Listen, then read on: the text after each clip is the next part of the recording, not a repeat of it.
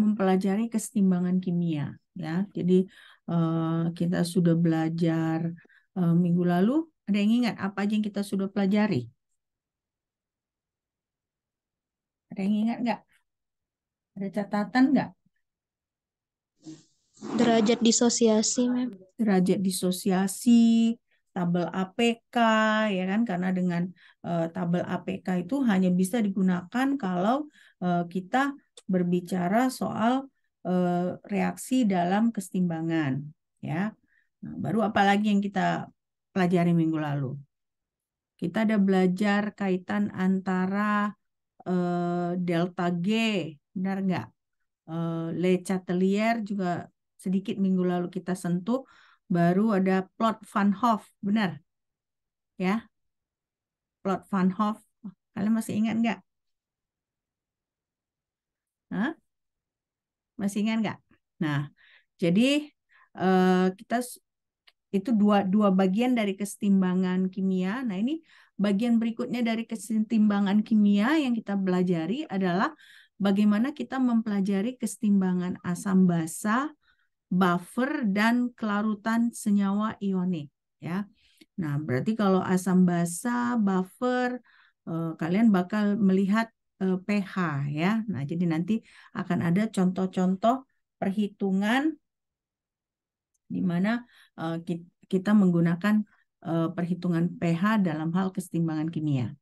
Oke, nah, jadi kenapa kita tertarik pada kesetimbangan asam basa ini? Karena reaksi asam basa ini berarti adalah reaksi di mana ada proses transfer proton, ya, transfer proton. Jadi kalau kalian reaksikan asam dan basa kan ada perputaran si proton. Nah, berarti kalau ada transfer proton berarti ada perubahan pH, ya, ada perubahan pH. Nah, kalau kita berbicara perubahan pH, nah banyak reaksi-reaksi kimia yang bergantung kepada pH, khususnya reaksi-reaksi kimia yang ada kaitannya dengan biologis, ya. Jadi misalnya kalau kalian mau mereaksikan protein gitu misalnya, ya.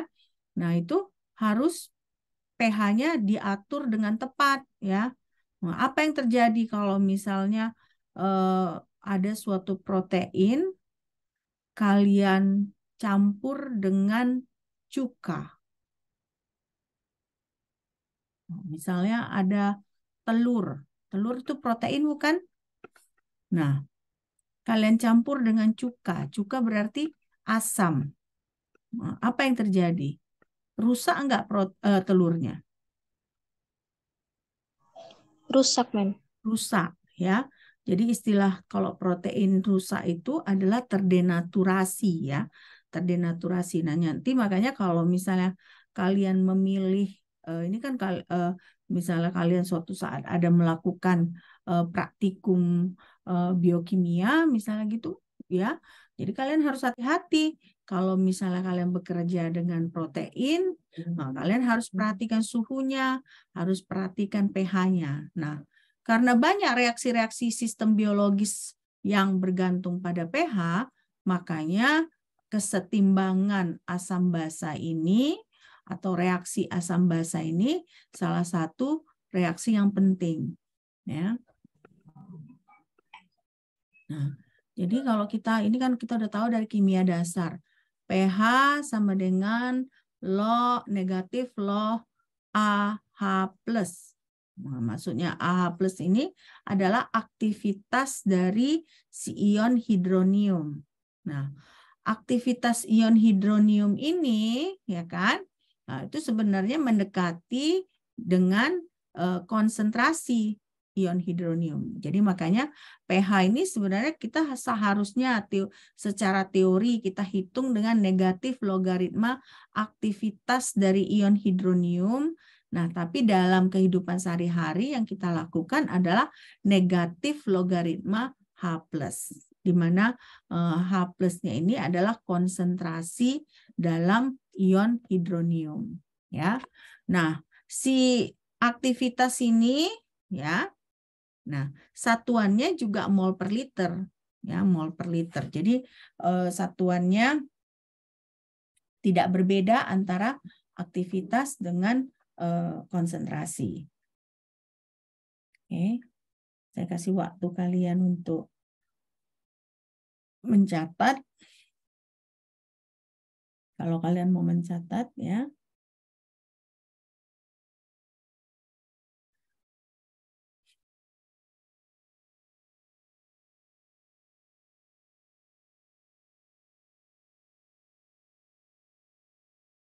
Sudah selesai dicatat? Sudah, Mem. Sudah ya. Oke. Nah, sekarang berarti ini kan tadi belum dibicarakan asam kuat atau asam lemahnya. Nah, jadi pada slide berikutnya ini kita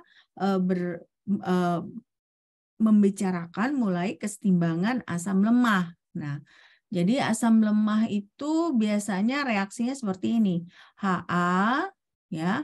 Nah, ini dalam bentuk aqueous, ada reaksi reversible. Nah, ingat ya, kalau kita berbicara kesetimbangan kimia selalu panahnya seperti ini ya. Bolak-balik ke kanan ke kiri ya. Nah, ini H+ aqueous tambah A negatif aqueous. Nah, ini dia persamaan disosiasi dari asam lemah di dalam air. Makanya di sini aqueous karena di dalam air. Nah, jadi kalau kita mau menghitung konstanta kesetimbangannya, nah, konstanta kesetimbangannya itu adalah K alfa ya. K alfa itu sama dengan H+ dikali A negatif dibagi HA. Nah, inilah dia disosiasi asam lemah. Oke.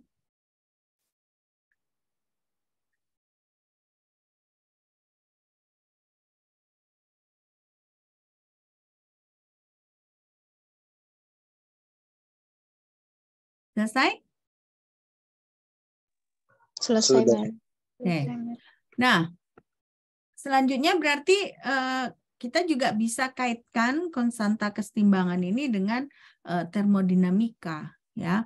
Nah, jadi biasanya kalau kita kaitkan dengan termodinamika, kita tidak lagi pakai konsentrasi, tapi kita pakai aktivitas, ya, aktivitas. Nah, konstanta kesetimbangan ini nggak ada satuannya, jadi nggak akan ada satuannya, ya. Nah, kalau kalian ingat ya, kan larutan itu, nah nanti kalian akan pelajari kimia fisika larutan. Nah, larutan itu ada yang bersifat ideal, ada yang bersifat non ideal.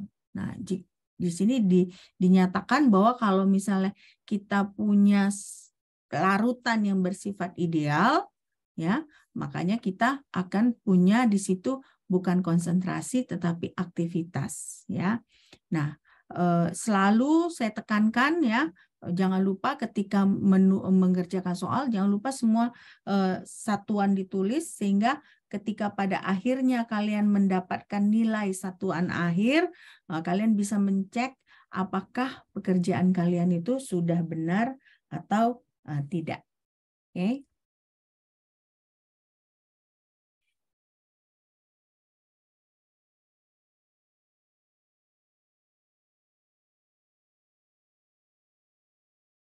Kita sesudah Lebaran masuknya masih online atau sudah offline, Erika? Kemarin, Mem, sampai pertemuan 12 masih online, Mem. Tapi kak ini kan udah pertemuan 11, jadi nanti pertemuan 12 kita udah bisa offline. Bisa offline. Oke, berarti kita habis Lebaran langsung offline ya? Baik, Mem. Oke. Iya kan, memang iya kan? Peraturannya gitu kan? Iya, Mem. Oke, ya. Saya mau memastikan supaya nggak salah kan, nanti saya kira masih online, saya nggak datang, tahu-tahu sudah itu ya. Oke. Oke, selesai nih ya. Oke, nah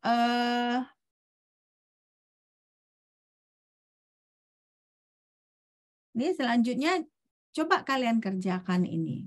Ya, kita kalau pelajaran kinetika selalu akan ada latihan-latihan. Nah, ini ada larutan asam asetat, konsentrasinya 0,2 molar.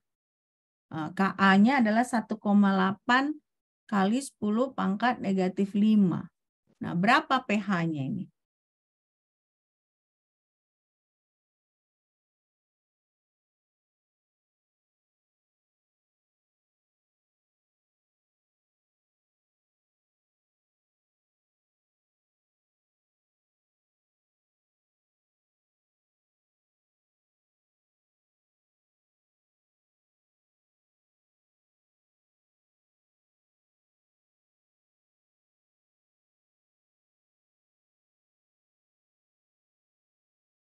Saya kasih waktu 5 menit ya. Bisa kan? Bisa ya? Bisa, Mem.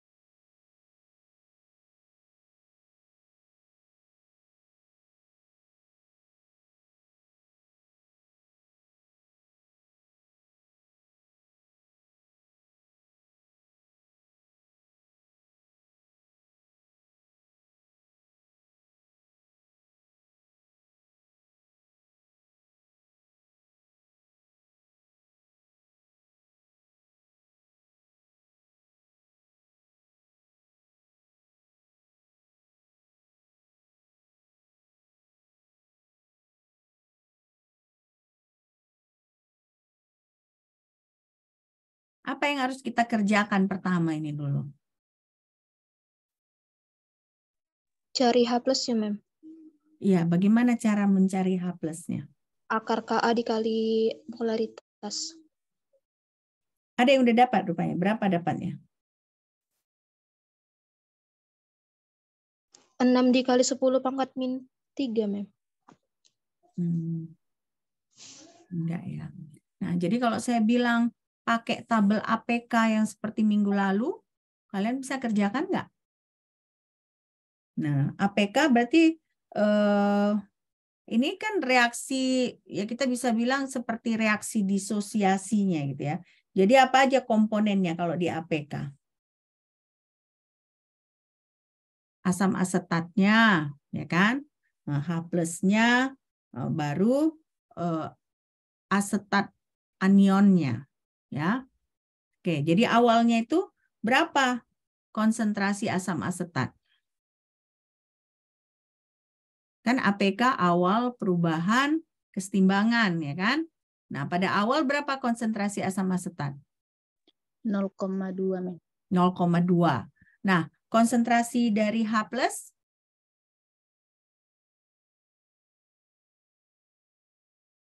Masih 0 ya pada awal ya. Karena kan ini reaksi disosiasi. Nah, pada perubahan itu, makanya kita belajar derajat disosiasi minggu lalu kan. Nah, konsentrasi dari OAC negatif itu juga 0. Nah, perubahannya itu apa itu minggu lalu? Ingat nggak kalian?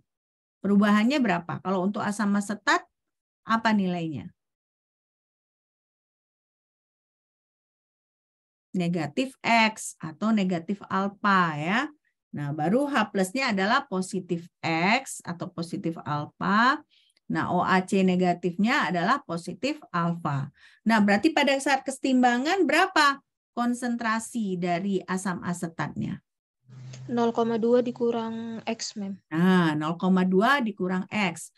Konsentrasi H plusnya X, Mem. X. Baru konsentrasi OAC negatifnya X juga, Mem. X juga. Nah, ini kan kita ketahui konstanta kesetimbangan. Tadi rumus konstanta kesetimbangan apa?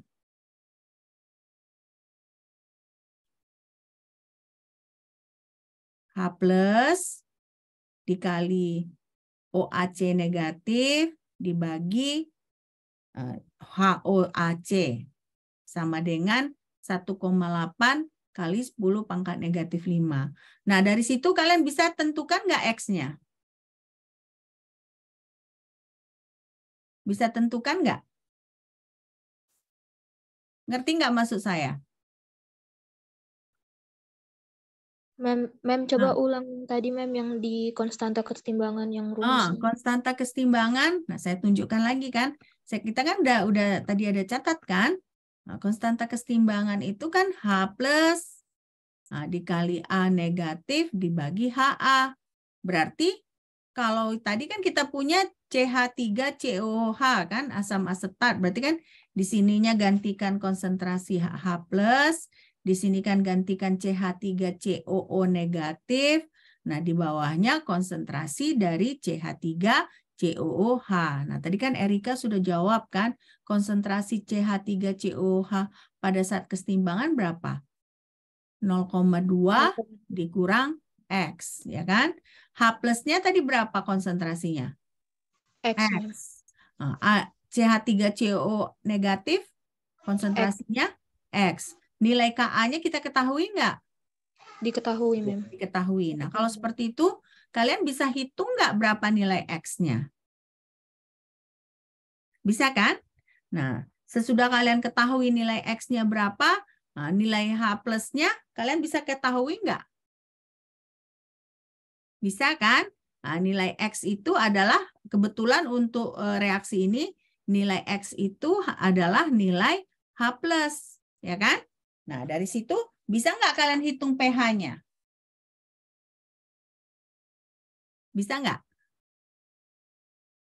Kecepatan saya jelasin ya. Hah? Kok nggak ada respon? Jelas kan? Yang saya bilang? Jelas, Mem. Jelas kan? Oke. Nah, jadi berapa pH-nya kalau seperti itu? Coba kalian hitung. Saya sudah kasih tahu step-stepnya kan? Nah, nanti saya jelaskan lagi. Coba, karena nggak mungkin saya langsung kasih tahu jawabannya kan? Kalian nggak berpikir. Nah, biasanya akan lebih bagus kalau misalnya saya kasih soal. Nah, kalian coba kerjakan dulu. Kalaupun salah nggak masalah kan? Nah, disinilah kita proses belajar. Nah, tapi kan saya kasih penjelasan bagaimana step-stepnya. Nah, sebenarnya sebagian besar kalian bisa mengerjakan soal contoh-contoh soal ini kan. Nah, kira-kira berapa pH-nya?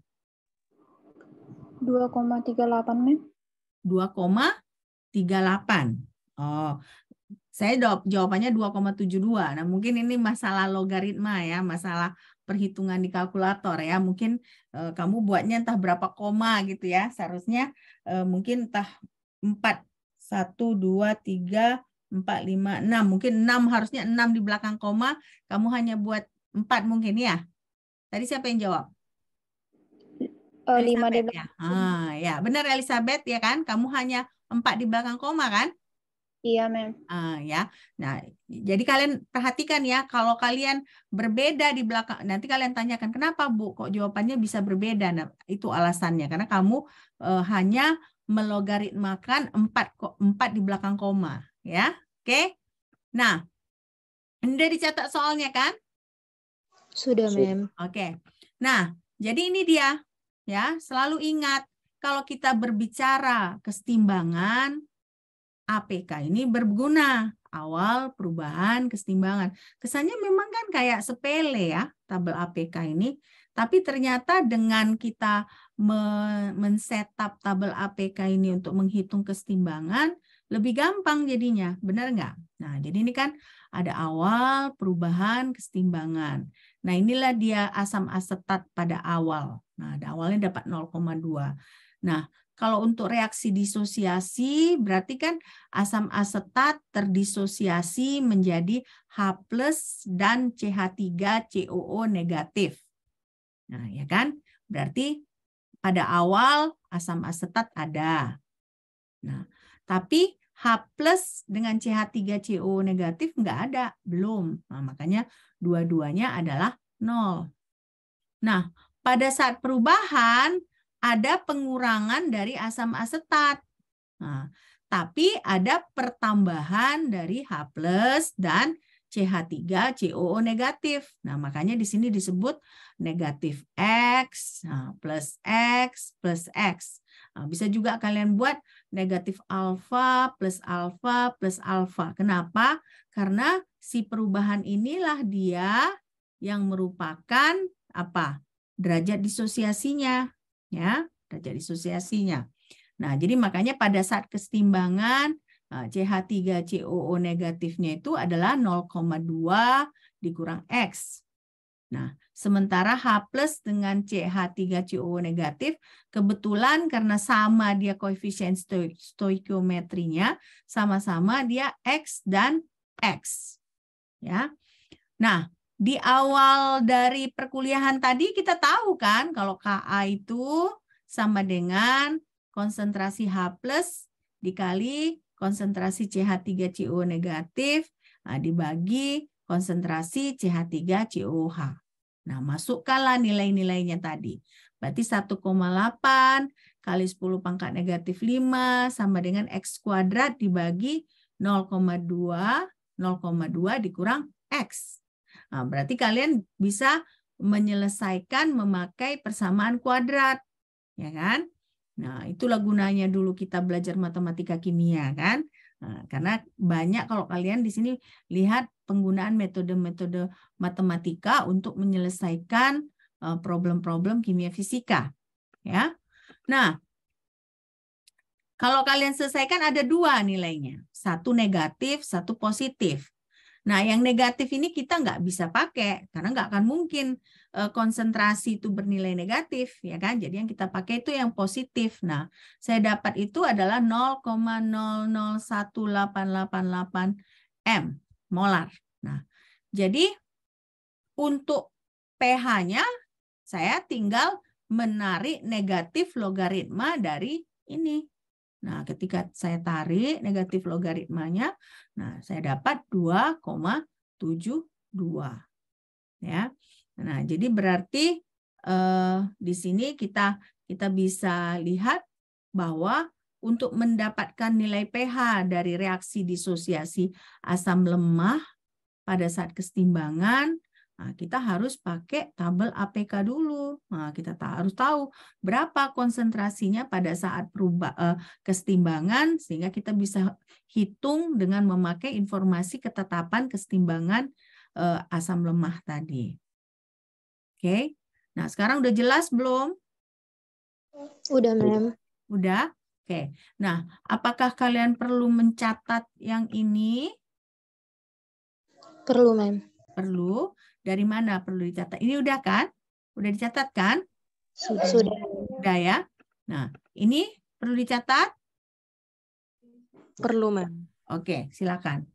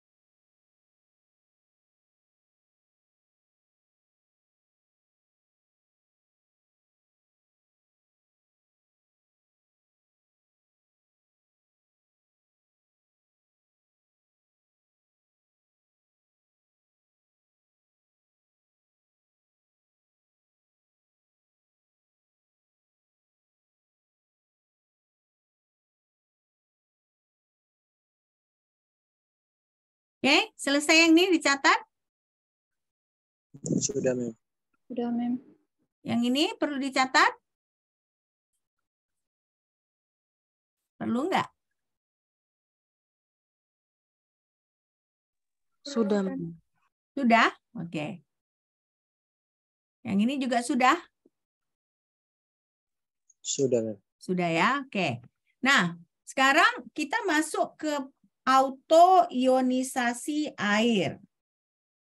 Nah, kenapa kita penting mempelajari autoionisasi air ini? Karena air itu sering kita pakai sebagai pelarut, ya kan? Misalnya kalian melakukan eksperimen di lab, rata-rata pelarut yang kalian pakai itu air kan, ya kan? Misalnya kalian mau membuat larutan sodium hidroksida, membuat larutan misalnya kalsium hidroksida, ya, semua itu biasanya pelarutnya air. Nah, makanya kita sebut si air itu adalah pelarut universal, ya kan? Nah, jadi makanya air ini pelarut yang sangat penting. Nah, jadi kalau kalian lihat seperti inilah molekul air itu, yang di tengah merah ini adalah oksigen, nah yang putih adalah hidrogen. Nah, kenapa air ini pelarut yang penting? Karena air ini momen dipolnya besar. Kalau kalian lihat di sini adalah parsial negatif, ini parsial positif. Nah, akibatnya dia cenderung ke oksigen, ya kan? Nah, dia adalah momen dipolnya yang besar. Nah, karena momen dipolnya yang besar ini, ya kan? Sehingga kalau misalnya kita punya senyawa ionik, ya, senyawa ionik itu contohnya ya tadi NaOH, CaOH 2 kali, ya kan? Pokoknya senyawa ionik. Nah, makanya senyawa ionik itu gampang berinteraksi dengan air karena dia momen dipolnya besar. Nah, makanya kita pakai si air sebagai pelarut. Karena dia momen dipolnya besar, sehingga kalau kita punya senyawa ionik, dia akan bisa berinteraksi, otomatis dia akan larut. Ya. Oke. Nah, jadi karena itu juga si air konstanta dielektriknya besar. Ya. Nah, konstanta dielektriknya besar sehingga kalau misalnya ada ion, ya, kalau ada ion itu bisa stay dia di air tersebut, ya. Nah, dia bisa meredam medan listrik yang dihasilkan oleh ion dalam larutan, ya. Nah, jadi makanya selalu kita perhatikan, kalau kalian perhatikan di lab, kalau ada senyawa ionik, padatan ionik, ya. Nah, biasanya pasti pelarutnya itu adalah air. Nah, karena si air ini memang yang bisa berinteraksi dengan senyawa ionik. Oke. Nah, kalian lihat ini H2O, ya. Dia mengalami reaksi reversible menjadi H+ dan OH negatif. Nah, inilah namanya reaksi disosiasi dari si air. Nah, jadi air terdisosiasi menjadi H+ dan OH negatif. Nah, konstanta kesetimbangannya itu pada 25 derajat Celcius berapa? Konstanta disosiasi air pada 25 derajat Celcius biasanya berapa? Ada tahu yang kalian tahu? PKW pada 25 derajat Celcius berapa? Hah?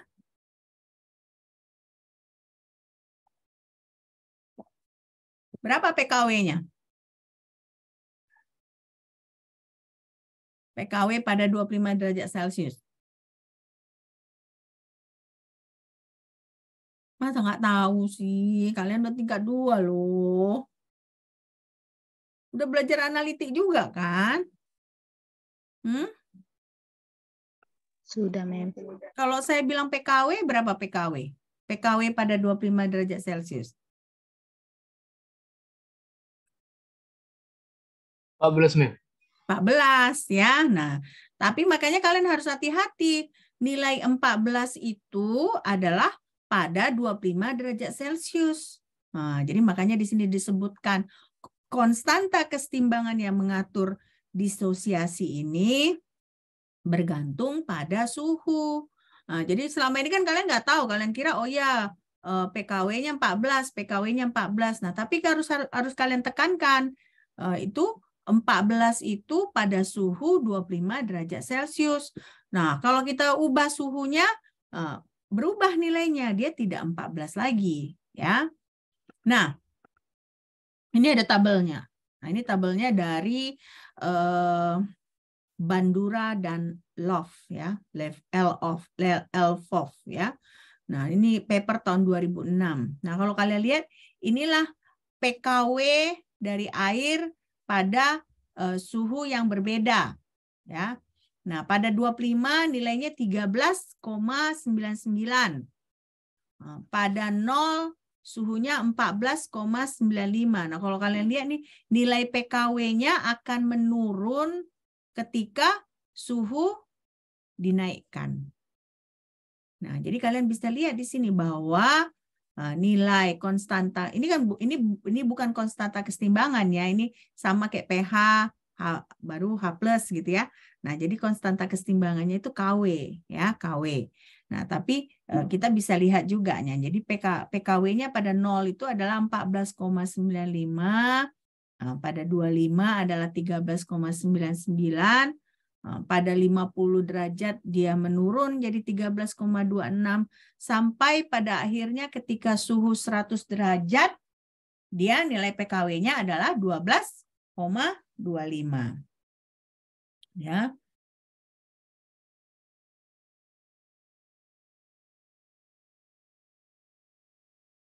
Oke. Nah, kalau misalnya kita mau plot bisa ini ya. Kita plot. Nah, misalnya kita plot ya. Kita tarik nilai LN dari setiap nilai PKW ini. Nah, jadi nilai LN PKW-nya, ini kan, kita tarik, kan. Nah, baru nilai LN KW atau PKW, sorry, nilai LN KW-nya. Nah, baru setiap temperatur ini kita ubah jadi Kelvin. Nah, sesudah kita ubah jadi Kelvin, kita hitung sepertinya. Nah, kalau kita buat plot seperti itu, dapatlah plot yang ini. Ya, kalau kalian lihat di sini, ini LNKW-nya, ya kan? Nah, ini sepertinya. Nah, kalau kita plot, dia plotnya seperti ini. Nah, dapatlah kita garis lurus, berarti kita dapat persamaan garis lurus. Nah, dari persamaan garis lurus ini, kita tahu gradiennya itu adalah ini, ya kan? Gradiennya adalah ini, negatif 6.337,2 Kelvin per suhu, ya. Nah, jadi inilah namanya Van Hoff plot, ya, Van Hoff plot. Kalian pernah dengar Van Hoff plot ini kan di gas dan termo? Ingat nggak? Ya. Nah, di gas dan termo sebenarnya kita sudah pelajari Van Hoff plot ini ya. Dari sini kita bisa ketahui bagaimana konstanta kesetimbangan, ya kan? Nah, biasanya kalau dari Van Hoff plot ini informasi apa lagi yang kita dapat? Ada yang ingat? Informasi apa yang kita dapat?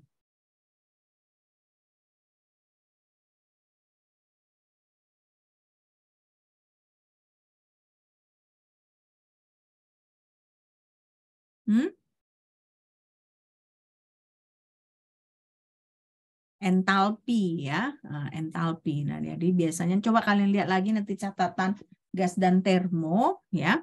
Nah, dari catatan gas dan termo nanti kalian lihat bahwa kalau kita mendapatkan Van Hoff plot ini, ya kan, kita bisa menghitung entalpi.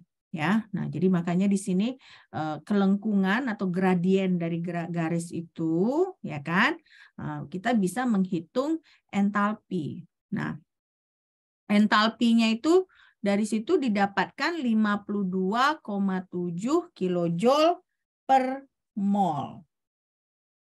Nah, kalau 52,7 kilojoule per mol, berarti kan dia ini endotermik atau eksotermik. Reaksi disosiasinya ini. Kalau delta H-nya positif, endotermik atau eksotermik?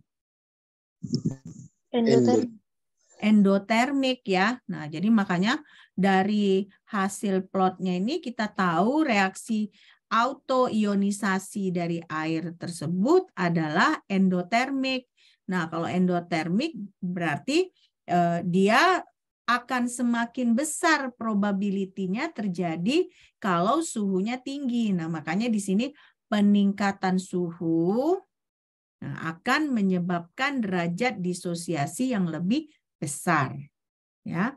Nah, kenapa? Karena reaksinya itu, proses disosiasinya itu endotermik. Nah, dari mana kita tahu endotermik? Karena dari plot tersebut kita bisa hitung bahwa entalpi reaksinya adalah positif 52,7 kilojoule per mol. Ya. Nah, itulah dia Van Hoff, ya. Plot dari Van Hoff.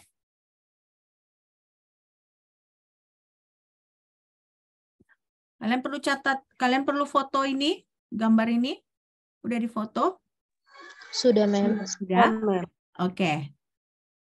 Ini mau dicatat? Sudah dicatat? Sudah? Oke. Nah, sekarang kita masuk ke ini udah ya? Udah dicatat kan? Oke. Nah, sekarang kita masuk ke contoh kedua. Nah, jadi diketahui suhunya 37 derajat Celcius, suhu tubuh normal kita ya. Kalau nggak demam kan 37 derajat Celcius. Nah, berapa pH air pada suhu 37 derajat Celcius ya, di mana tidak ada H+ atau OH negatif yang berlebih, berarti air netral. Nah, berapa dia? Nah, kalian harus gunakan plot ini. Ya. Plot ini yang harus kalian gunakan. Oke? Ini kan tadi udah kalian foto kan? Jadi kalian bisa refer kembali kan ke sini. Nah, jadi coba kalian kerjakan ini. Berarti yang ditanya itu berapa pH air netral pada suhu 37 derajat Celcius. Berarti kalau air netral konsentrasi H+ dan konsentrasi OH negatifnya sama, ya kan? Nah, tapi apa yang perlu kita cari dulu sebelum kita menghitung pH-nya? Kalau berdasarkan plot Van Hoff tadi.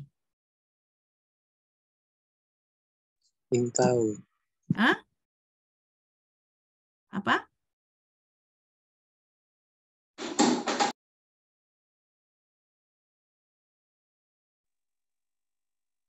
Nggak tahu. Tahu kan? Yang harus kalian cari apa dulu? KW-nya, Mem. Ya, KW-nya yang harus kalian cari dulu, LNKW-nya. Nah, bagaimana LNKW-nya kalian bisa cari? Pakai persamaan garis lurus tadi. Nah, ingat kan? Makanya saya tunjukkan tadi persamaan garis lurusnya ini kan. Nah, ini kan LNKW sama dengan negatif 6.337,2 Kelvin dibagi T dikurang 11,074. Nah, jadi kalian tinggal substitusikan si temperatur 37 itu, tapi ingat ya, dia harus dalam Kelvin, berarti berapa?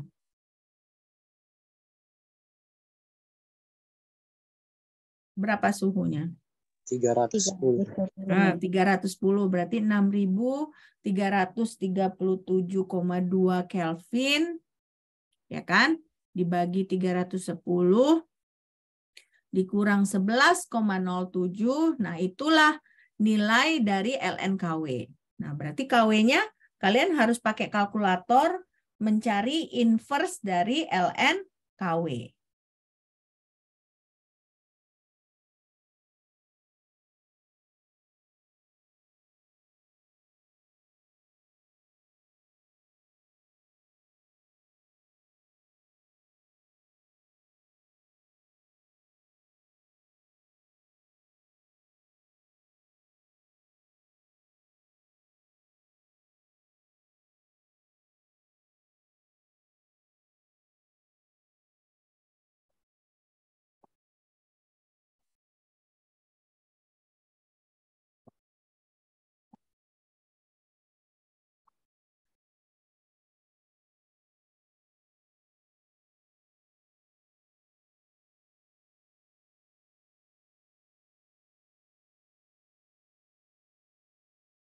Sesudah kalian dapat KW-nya, apa yang harus kalian kerjakan? Kalau misalnya konsentrasi H+ dengan konsentrasi OH negatifnya sama. Jadi konsentrasi H+ sama dengan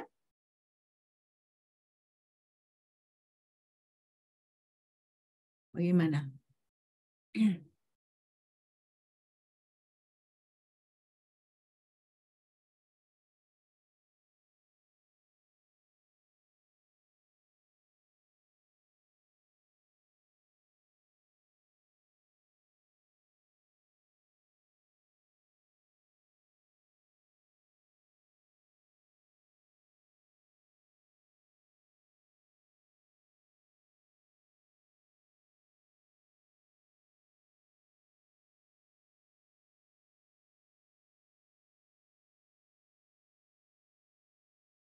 Berapa nilai pH-nya?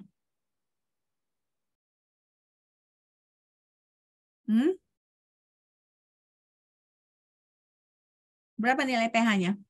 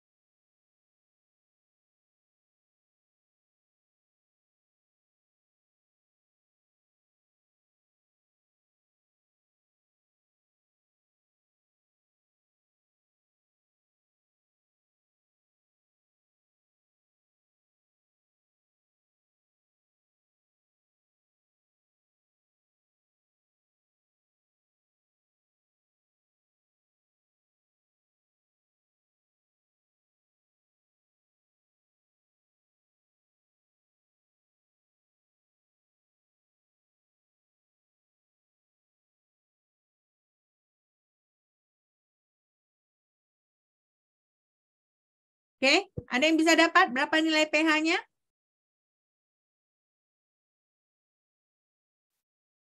Nggak ada. Oke. Nah, kita kerjakan, coba diskusikan. Nah ya, jadi kalau dari garis itu, LNKW itu sama dengan negatif 6.338 dibagi 310 dikurang 11,04. Nah, dapatlah KW-nya 2,12 kali 10 pangkat negatif 14. Dapat nggak kalian segitu? Dapat segitu nggak? Iya, Mem. Dapat segitu ya. Nah, jadi bagaimana kita cari pH-nya? Ingat KW itu kan sama dengan konsentrasi H+ dikali konsentrasi OH negatif. Ya. Nah, berarti kalau konsentrasi H+ sama dengan konsentrasi OH negatif, ya. Kenapa sama? Karena dia dianggap air netral. Berarti konsentrasi H+ adalah akar dari 2,12 kali 10 pangkat negatif 14. Nah, dapatlah dia 1,456 kali 10 pangkat negatif 7. Nah, kalau kita negatif lohkan nilai konsentrasi H+ ini kita dapat nilainya 6,84. Nah, berarti pH air netral pada suhu 37 derajat Celcius adalah 6,84. Nah, jadi berarti 7 itu yang selama ini kita bilang pH air netral itu 7, itu pada suhu berapa? 25 derajat Celcius ya. Nah, 25 derajat Celcius. Nah, walaupun ini 6,84 berarti kan dia sedikit ke arah asam ya. Nah, dia tetap dianggap netral. Kenapa? Karena kita harus perhitungkan ini pH air netral pada suhu 37 derajat Celcius, bukan pada suhu 25 derajat Celcius. Jadi makanya kalau kalian sebut, oh pH air netral itu sama dengan 7. Nah, benar 7. Tetapi 7 itu pada suhu 25 derajat Celcius. Kalau pada suhu lain, sedikit ada perbedaan dia. Ya, jadi makanya di sini pH-nya 6,84. Nah, jadi makanya pH-nya itu kurang dari 7, tetapi tetap dianggap netral. Ya, karena biasanya memang pH yang tepat 7 itu hanya netral pada 25 derajat Celcius. Nah, berarti kesimpulan dari plot Van Hoff itu pada suhu yang lebih tinggi, pH netral itu nilainya lebih rendah. Kenapa? Alasannya karena ada sifat endotermik dari autoionisasi air. Ya. Ngerti nggak ini? Sudah ngerti nggak? Ngerti, Mem. Ngerti ya? Semua ngerti? Ngerti, Tadi Mem. di mana kendalanya kalian nggak bisa menyelesaikannya? Di H+-nya, Mem. Di H+-nya karena kalian nggak tahu kalau KW itu sama dengan konsentrasi H+ dikali konsentrasi OH negatif. Iya, Mem. Oke. Nah, berarti kalian harus lihat lagi catatan kimia dasar kalian ini. Ya. Nah, itu sebenarnya di kimia dasar udah kita pelajari ya. Nah, nanti coba dilihat-lihat lagi. Jadi makanya saya selalu suka bilang ke kalian catat. Nah, terus habis apa habis semester langsung dibuang? Enggak ya. Kalau saya dulu catatan saya simpan sampai mungkin udah lapuk kertasnya. Kenapa? Karena kalau misalnya saya perlu tahu, saya tinggal lihat catatan gitu. Nah, memang sekarang jadinya saya karena nggak ada catatan lagi ya saya lihat textbook. Nah, kalian pun harus seperti itu ya. Jadi catat. Kenapa catat? Karena mencatat itu ya bagian juga untuk belajar. Oke. Nah, jadi sekarang kita kesannya si contoh 2 itu memiliki konsentrasi H+ yang lebih tinggi. Tapi kan sebenarnya dia sama konsentrasi OH negatifnya. Nah, karena itu makanya secara teknis contoh 2 itu netral, bukan bersifat asam ya. Oke. Sekarang kita masuk ke hidrolisis basa lemah. Kalau tadi kan disosiasi asam lemah, ya. Nah, sekarang hidrolisis basa lemah. Nah, kalau kalian lihat hidrolisis basa lemah itu dimulai dari anion, ya. Nah, kita tambahkan H2O. Nah, proses hidrolisis ini ternyata dia juga adalah reaksi yang reversibel, berarti ada kesetimbangan. Nah, ini menjadi Ha ditambah OH negatif. Ya. Nah, nanti konstanta dari hidrolisis basa lemah ini kita sebut sebagai Kb.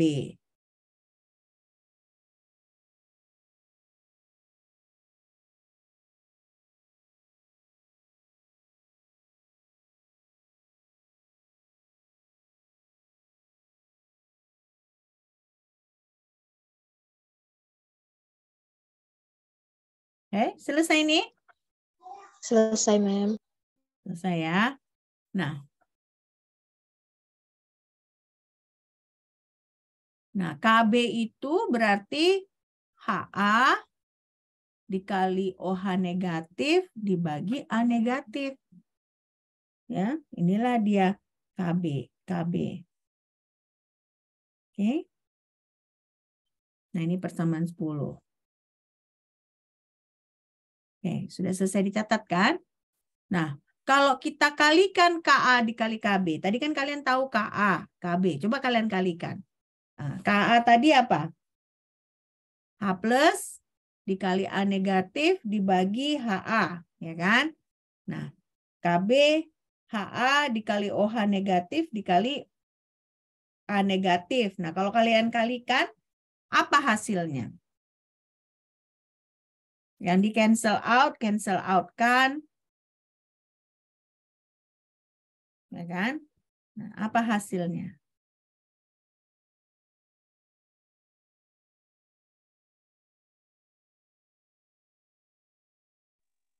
Konsentrasi H positif dikali OH negatif nih. Nah, berarti kalau KA dikali KB pada dasarnya sama dengan apa? Sama dengan, kan tadi udah dijawab, konsentrasi H plus dikali konsentrasi OH negatif. Nah, konsentrasi H plus dikali konsentrasi OH negatif itu sama dengan apa?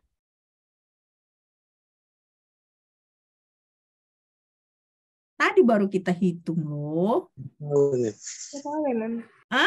KW ya. Nah, jadi kalian bisa tahu kan KA kali KB. Nah, setelah kalian kalikan, nah, dapatlah dia H plus kali OH negatif. Nah, jadi berarti artinya KA dikali KB adalah sama dengan KW ya. Nah, jadi kita lihat di sini berarti KA dikali KB, nah, kita kalikan akhirnya konsentrasi H plus dikali konsentrasi OH negatif sama dengan KW. Nah, jadi kalau misalnya kita tahu nilai Ka-nya, ya, Ka suatu asam lemah, otomatis nilai Kb basa konjugatnya akan juga kita ketahui.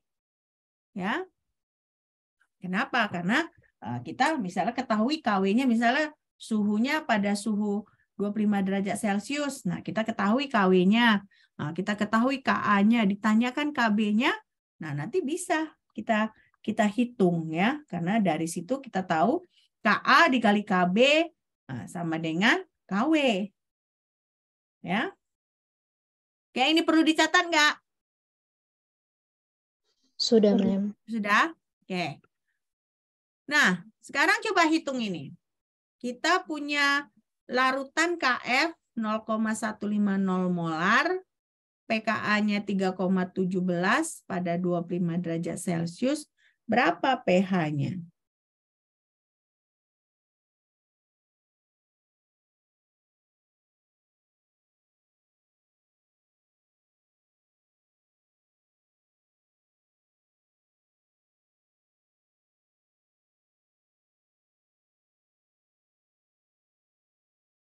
Berarti kalian harus buat tabel APK juga, benar nggak? Ya kan? Kalian harus buat tabel APK. Nah, tapi di sini kan ini kan hidrolisis dari basa lemah. Nah, berarti kita masih dapat pKa. Berarti kita perlu nggak Kb-nya? Perlu kan? Jadi pertama kita harus setup tabel APK.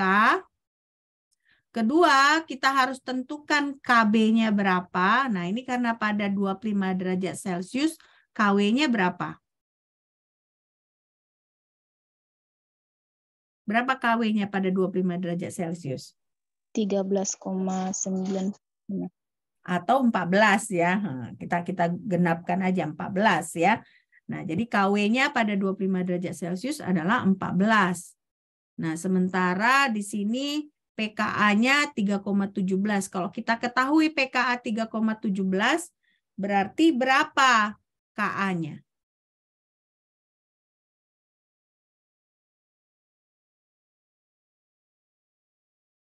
Berapa Ka-nya?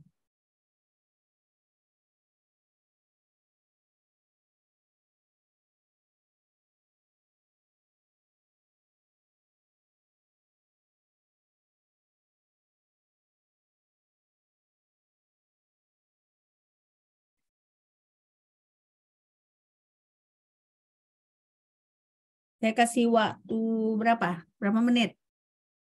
10? Ya? Iya, Mem. Oke, saya kasih waktu kalian menyelesaikan 10 menit ya.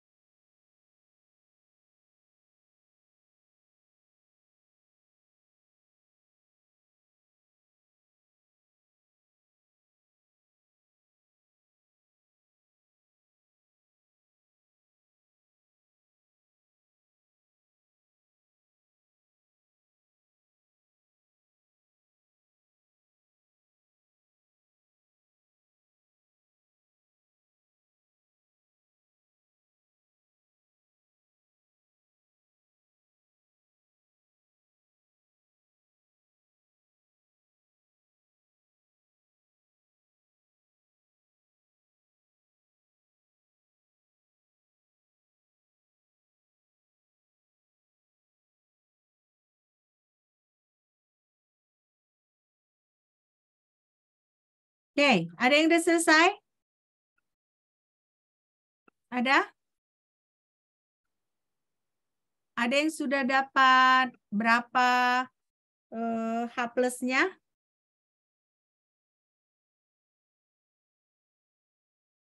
Ada nggak?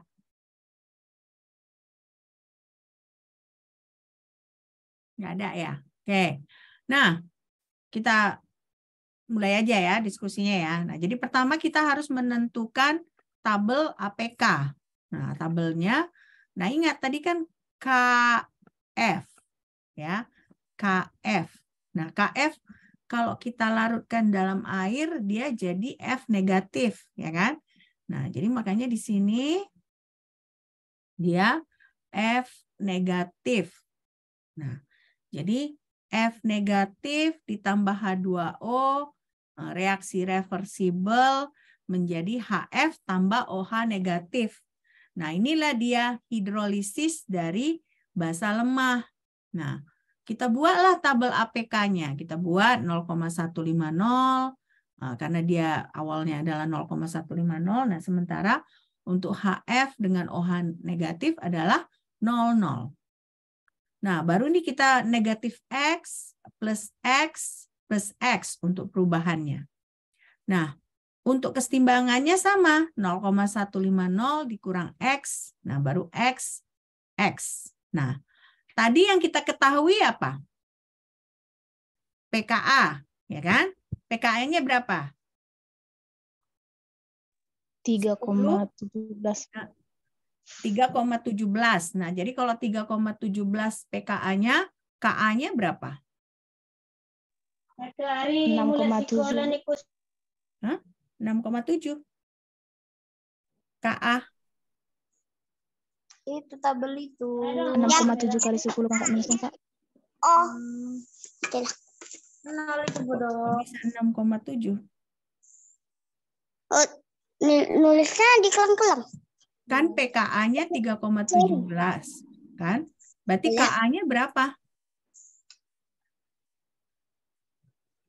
Ka-nya berapa? 7,94 kali 10 pangkat minus 4, Mem. Itu KB atau Ka? Oke, kalian berarti belum, kalian nggak jelas apa yang saya maksud saya. Ini kan pKa. pKa-nya 3,17. Ka-nya berapa? Ini kan masih pKa. Ka-nya 10 pangkat 3,17 nih. 10 pangkat 3,17 ya. Nah, berarti kan kalau kita punya reaksi seperti ini, yang kita butuhkan kan Kb. Nah, jadi Kb sama dengan Kayak gini kan. 10 pangkat 14 dibagi 10 pangkat 3,17. Ya. Oke. Jadi kalau kita udah tahu Kb, nah kita masukkan Kb sama dengan apa rumusnya? HF dikali OH dibagi F negatif. Ya.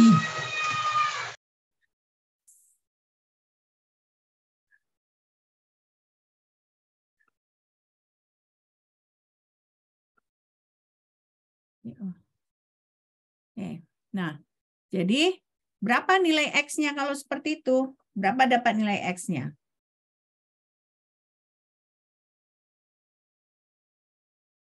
Kan kalian udah tahu kan KB-nya? KB-nya 10 pangkat 14. Nah, dibagi 10 pangkat 3,17. Nah, itu sama dengan X kuadrat dibagi 0,15 dikurang X. Oke.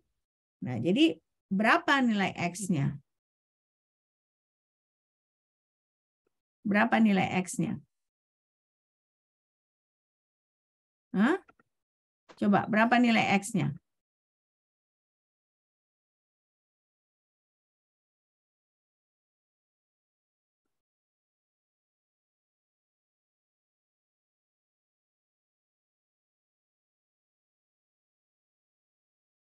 Bisa kan menghitung nilai X-nya?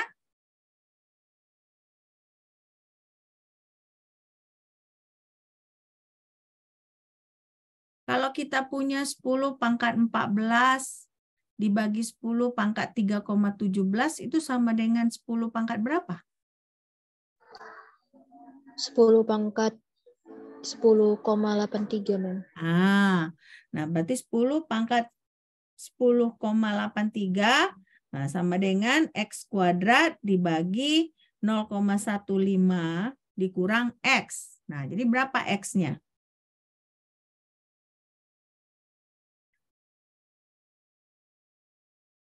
Berapa 1,49, Mem. 1,49 dikali 10 pangkat Min 6. min 6. Nah, berarti kalau kita udah tahu X-nya, X itu adalah konsentrasi OH negatif. Nah, kalau begitu berapa pH-nya? Berarti kita harus cari dulu konsentrasi H+-nya, ya kan? Nah, konsentrasi H+-nya berapa kalau kita tahu konsentrasi OH-nya 1,49 dikali 10 pangkat negatif 6.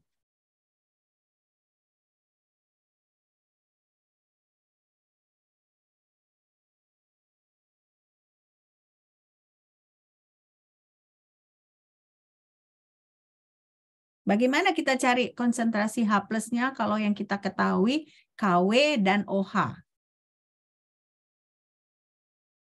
Kita bagikan kan? Nah, kita bagikan KW dengan OH. KW-nya 10 pangkat negatif 14, ya kan? Nah, kita bagikan OH-nya tadi berapa? 1,49 kali 10 min 6. Jadi berapa H+-nya? 6,71 dikali 10 pangkat min 9, Mem. 6,71 dikali 10 pangkat negatif 9. Nah, kalau kita tahu udah konsentrasi H+-nya, berarti pH-nya berapa? 8,17. 8,17. Nah, makanya dia sifatnya lebih ke basa, walaupun dia tidak basa kuat, ya. Nah, oke. Nah, ini caranya seperti ini. Kita harus mencari KB dulu, ya kan? Nah, KB-nya itu adalah KW dibagi KA. Nah, ini KW dibagi KA 10 pangkat negatif 14 dibagi 10 pangkat negatif 3,17 sama dengan X kuadrat dibagi 0,150 M dikurang X, ya. Nah, makanya kita dapat X 1,49 dikali 10 pangkat negatif 6, ya kan? Nah, baru ini kan OH, konsentrasi OH. Nah, jadi harus kita konversikan lagi ke H+ dengan pakai KW. Jadi KW dibagi OH negatif, ya kan? Nah, kita dapat ini, kita dapatlah 6,71 dikali 10 pangkat negatif 9. Nah, dapatlah pH-nya 8,17. Nah, memang perhitungan seperti ini menurut kalian rumit enggak? Rumit enggak? Rumit, Mem. Rumit, Mem, karena ya. pangkat-pangkat itu, Mem. Rumit. Pertama pangkat-pangkat, kedua kan kita harus perhatikan karena misalnya yang diketahui ternyata pKa. Nah, berarti pertama kita harus ubah ke Ka. Nah, ternyata reaksinya bukan ada kaitannya dengan asam lemah, dia justru hidrolisis basa lemah. Nah, jadi karena dia hidrolisis basa lemah, yang artinya kita harus lagi ubah si Ka itu ke Kb. Nah, begitu dapat Kb, kita bisa dapat konsentrasi OH, ternyata pertanyaan intinya berapa pH-nya. Nah, berarti harus lagi kita ubah ke H+. Nah, dari H+, baru kita konversikan lagi ke pH. Nah, jadi makanya perhitungan seperti ini, kalian butuh strategi. Ya, jadi ketika kalian menghitung itu, pertama kalian tulis apa yang kalian ketahui, ya. Nah, kalau kita soal-soal kesetimbangan, berarti kalau diketahui konstanta kesetimbangan, berarti hal pertama yang kalian kerjakan harus kalian setup tabel awal perubahan kesetimbangan, ya, tabel APK. Nah, setelah itu bisalah kalian hitung konsentrasi dari yang mau kalian tentukan, ya. Oke. Nah, ini udah jelas kan? Sudah, Ma'am. Udah kan? Oke. Ini perlu kalian catat? Tidak? Perlu? Dari mana? Dari sini? Ini udah, Mem. Udah? Ini? Ini belum? Udah, Mem. Udah? Yang ini?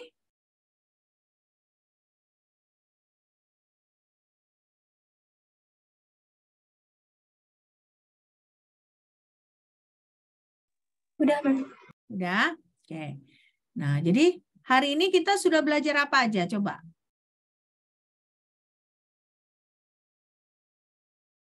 Hari ini kita sudah belajar apa aja? Tadi. Hidrolisis asam lemah, ya kan? Bukan hidrolisis, disosiasi asam lemah, autoionisasi air, hidrolisis basa lemah. Nah, ini selanjutnya kita belajar buffer. Ya. Nah, buffer ini adalah larutan penyangga. Ya. Nah, nanti kalian kan kalian pendidikan kimia, ya kan?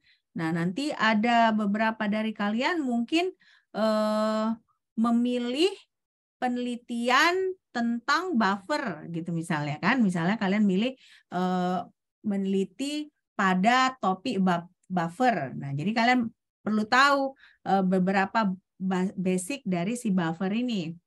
Nah, buffer ini kan larutan penyangga.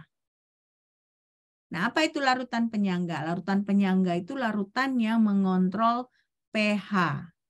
Nah, jadi kalau dia mengontrol pH berarti kita perlu tahu kesetimbangan asam dan basanya. Nah, definisi larutan buffer itu ya, berarti prosedurnya larutan buffer itu dibuat dengan campuran asam lemah dan basa konjugatnya.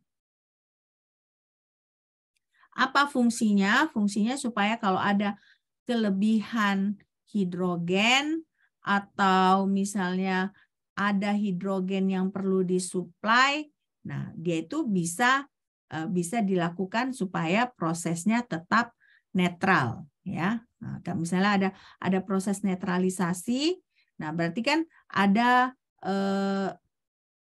hidrogen yang kurang, ada hidrogen yang lebih. Nah, jadi si larutan buffer inilah yang dipakai untuk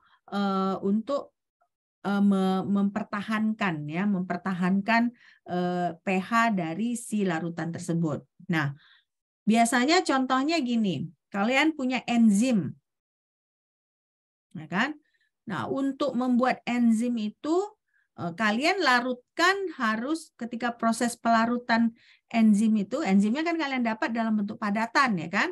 Nah, kalian mau membuat larutan enzim. Kalian campur misalnya dengan air aquades, tapi nggak bisa hanya dengan air aquades. Kalian harus tambahkan juga si buffer ini. Supaya apa? Supaya si enzim ini tidak rusak. Nah, kenapa? Karena si buffer ini merupakan larutan yang mengontrol pH-nya. Ya, kan kalian tahu kalau enzim, protein, ya itu semua adalah senyawa-senyawa yang kalau pH-nya berubah, dia jadi rusak, ya. Nah, jadi makanya untuk membuat larutan-larutan seperti enzim, protein dan segala macam itu perlu buffer karena harus dikontrol pH-nya. Nah, jadi perhitungan pH buffer ini juga kita menggunakan pendekatan tabel APK. Nah, jadi jangan kalian lupakan si APK ini tadi ya. Awal, perubahan, kesetimbangan. Nah, jadi kalian harus tahu produknya, reaktannya apa, produknya apa. Karena nanti berpengaruh kepada kalian men-setup si tabel APK ini. Oke. Saya nggak kecepatan menjelaskan kan? Enggak, Mem. Nggak ya? Oke. Nah, sekarang ini contoh. Oke. berapa pH larutan dari 0,150 molar di KF dan 0,250 molar di HF.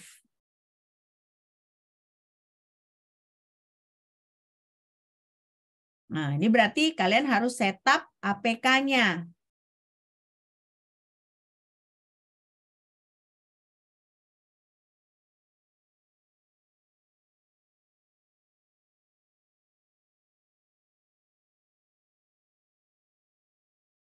Saya kasih waktu 5 menit ya, karena kalau 10 menit kelamaan.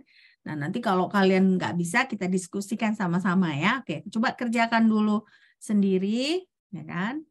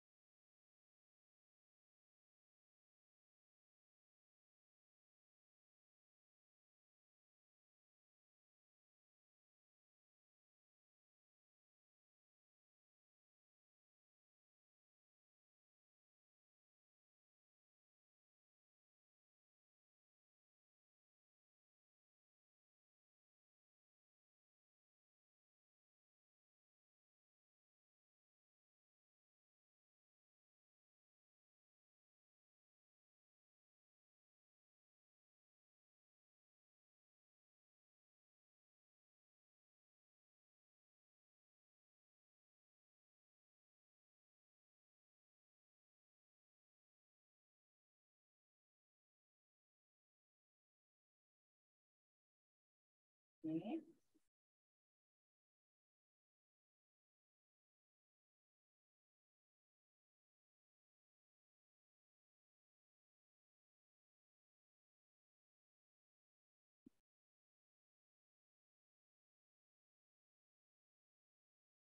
Oke.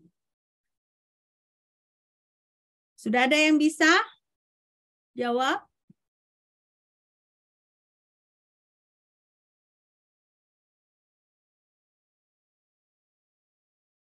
Nah, saya tunjukkan dulu tabel APK-nya ya. Nah, tabel APK-nya seperti ini. Ya, karena kan kita tahu HF-nya. HF-nya 0,250. Nah, reaksinya ini seperti ini. HF terdisosiasi menjadi H plus tambah F negatif. Ya.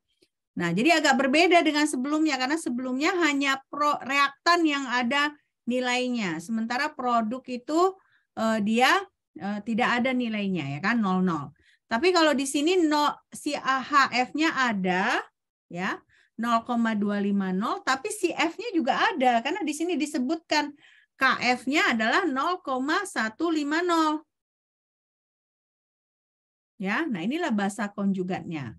Nah, jadi basa konjugatnya adalah 0,150.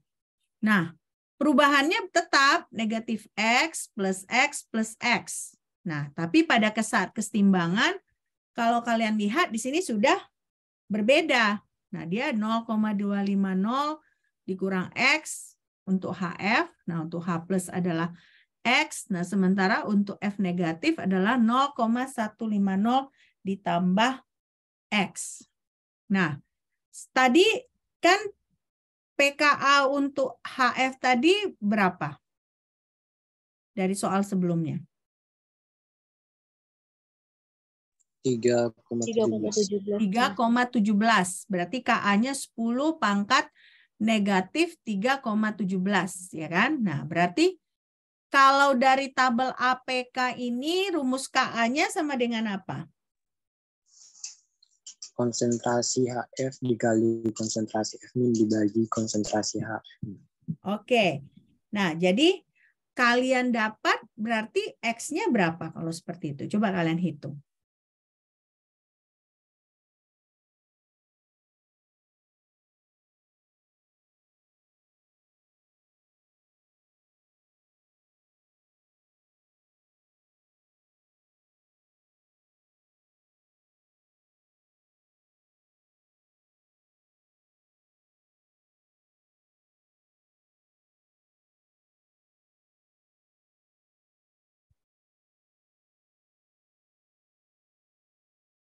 Sudah ngerti kan dari sini? Nah, makanya saya selalu bilang soal-soal seperti ini kalian harus ada strateginya. Yang pasti kalau soal kesetimbangan kalian harus setup tabel APK-nya.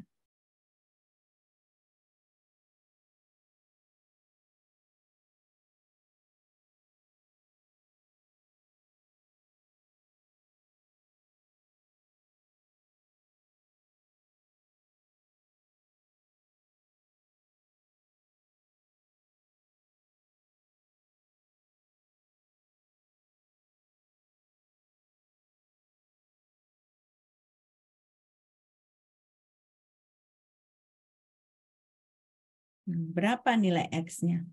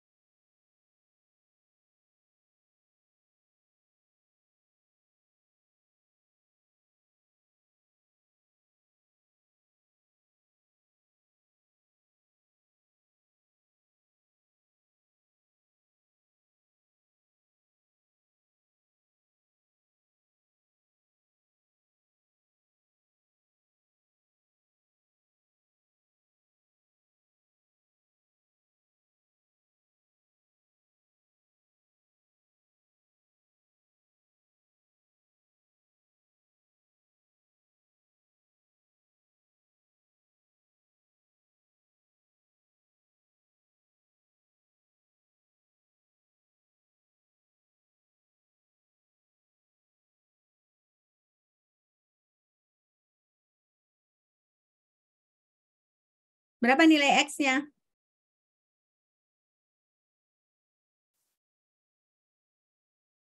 Oke. 1,6 dikali 10 pangkat 3,17 ya, Mem. 1, 6. nggak sampai sebanyak itu. Ya, nggak sampai sebanyak itu. Oke. Nah, coba dicek ya. Dia itu 10 pangkat negatif 3,17. Nah, dikali ini. Ya kan, dibagi ini. Nah, saya memang nggak tulis detail perhitungannya. Dapatnya itu adalah 0,00111. Ada nggak yang dapat segitu? Ada? Nur Fadila dapat segitu? Iya, Mem. Ya, oke. Nah, berarti pH-nya negatif logaritma 0,00111 sama dengan 2,95. Oke. Saya nggak tahu kenapa dapatnya segitu kalian hitungannya, tapi yang jelas dia ini persamaannya. Ya. Oke. Ini persamaannya. Oke. Ini perlu kalian catat? Perlu, Mem. Perlu? Oke, silakan dicatat. Yang sebelumnya udah dicatat kan? Ini udah dicatat kan? Sudah, Mem. Oke, silakan catat ini.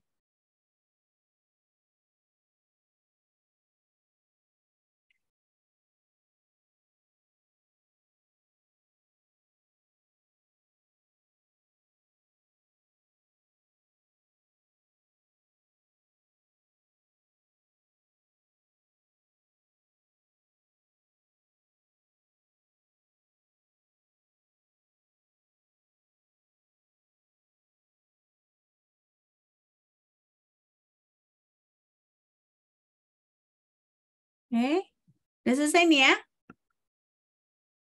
Udah ya? Nah, ini perlu dicatat. Sudah, Mem. Sudah? Oke. Nah, itu tadi buffer ya, perhitungan buffer. Nah, sekarang ada juga namanya pendekatan Henderson-Hasselbalch. Nah, jadi biasanya kalau misalnya kita buffer kita buat dari asam yang nilai pKa-nya cukup besar. Nah, kalau buffer itu kan kalian ingat tadi adalah asam dengan basa konjugatnya, ya. Nah, jadi bagaimana kita menghitung pH kalau misalnya nilai asamnya pKa-nya cukup besar? Nah, sementara kan si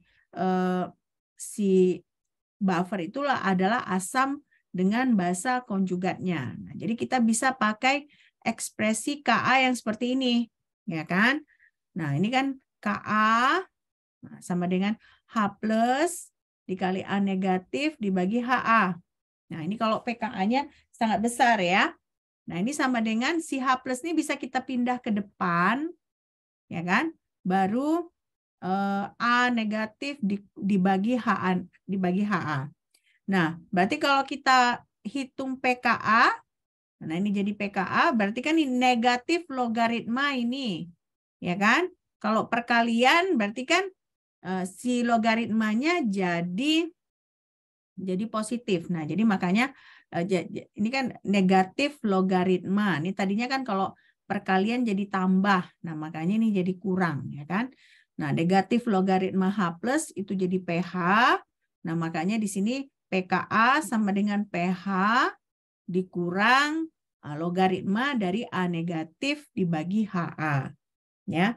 Nah, inilah yang kita sebut sebagai perhitungan pKa atau perhitungan pH dengan memakai rumus Henderson-Hasselbalch. Ya. Nah, jadi kalau kita atur persamaan 13 ini, kita ketahui pH sama dengan pKa dikurang logaritma A negatif dibagi HA. Ya. Nah, si persamaan 14 ini tidak akan bisa digunakan kalau pKa kecil, terlalu kecil. Konsentrasi A negatif terlalu kecil. Atau konsentrasi HA terlalu kecil. Nah, jadi harus dia digunakan ketika nilai pKa-nya besar. Ya. Yang otomatis A negatifnya juga besar, HA-nya juga besar. Oke. Nah, sampai di sini apakah ada pertanyaan? Ini kalian perlu catat? Sudah, Mem. Sudah. Ini juga sudah dicatat? Sudah, Mem. Sudah.